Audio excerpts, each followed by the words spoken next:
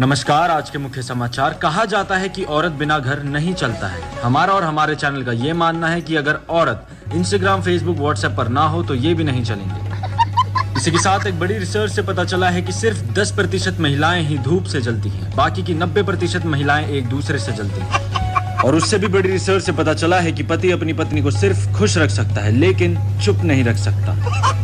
और उससे भी बड़ी रिसर्च से पता चला है कि लड़कियां अपनी सिर्फ एक ही गलती मानती कि गलती कर दी मैंने तुम पर भरोसा करके।